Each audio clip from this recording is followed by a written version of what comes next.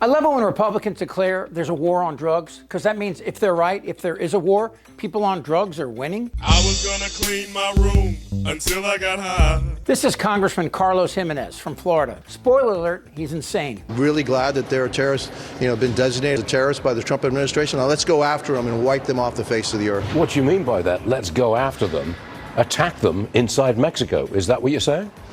Oh, yeah, that's what I'm saying. Look, I would give Mexico 2 weeks to do the job, and if they can't do the job, then we've got to do the job. We got to protect American citizens. Hey, Stuart, they've been killing hundreds of thousands of Americans, and they do it knowingly, poisoning us. And so, we need to go get them, and we need to wipe them off the face of the earth. I wonder if America is ready for that kind of, I'm going to call it radical change. Well, listen, we went to war for 15 years when al-Qaeda killed 3,000 Americans. These Mexican cartels are killing hundreds times more than that, and they're right across the border. And so, we need to go get them and wipe them off the face of the earth. Okay, there's a lot to unpack here. The cartel to which he refers smuggles drugs into the United States, where Americans voluntarily consume them, and in some cases die, and in some cases have a great time. That's why they do them. So this guy's blaming the cartel for Americans' poor choices, and he wants to invade Mexico and kill the cartels.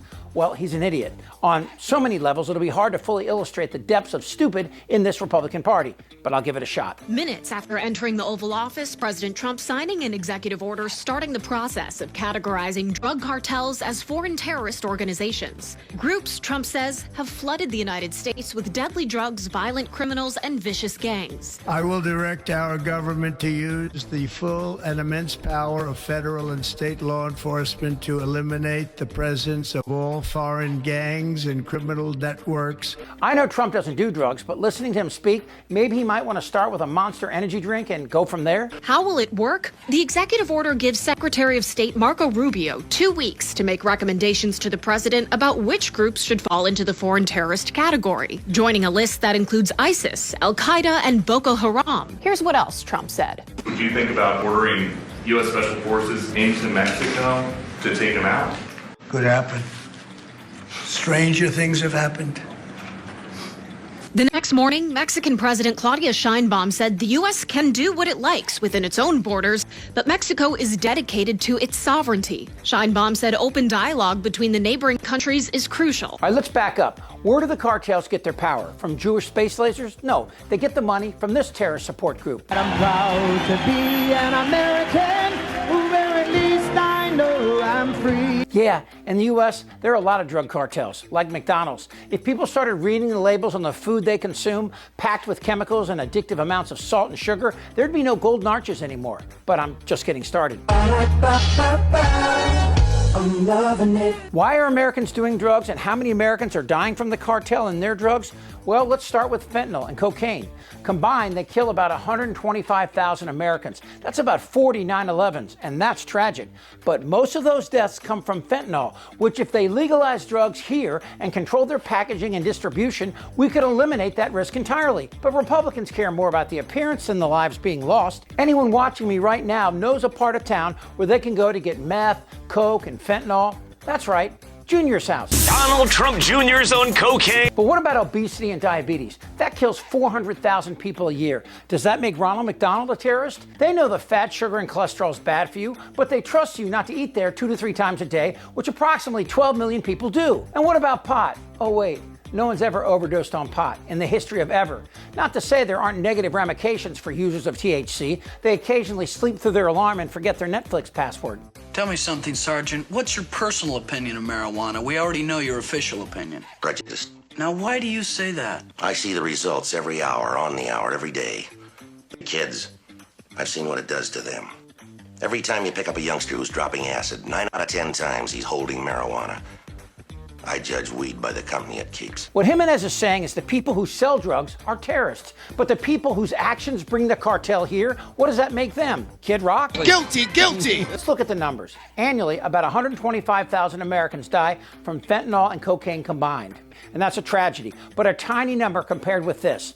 Opioids. Opioids make the cartels and ISIS look like a folk duo playing in a Holiday Inn lounge.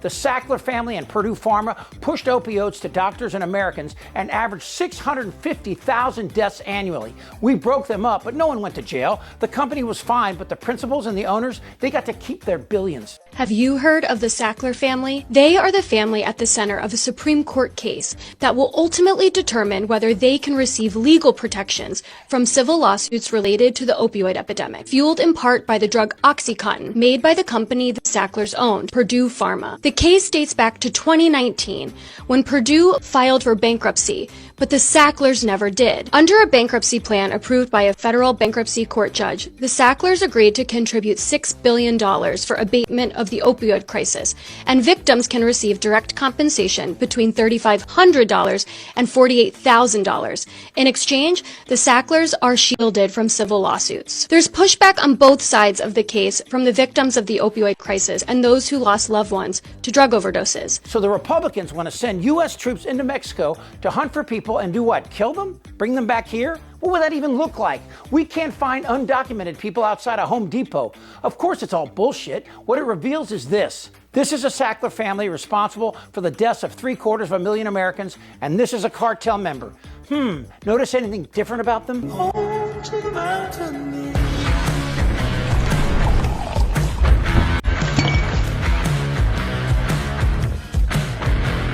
And then, of course, there's alcohol, which causes 175,000 deaths in the U.S. annually. It's legal, taxed heavily, and sponsors the Super Bowl. It causes 10 different kinds of cancers, contributes to spousal abuse and deaths by firearms, and leads to bad decisions like voting for this guy.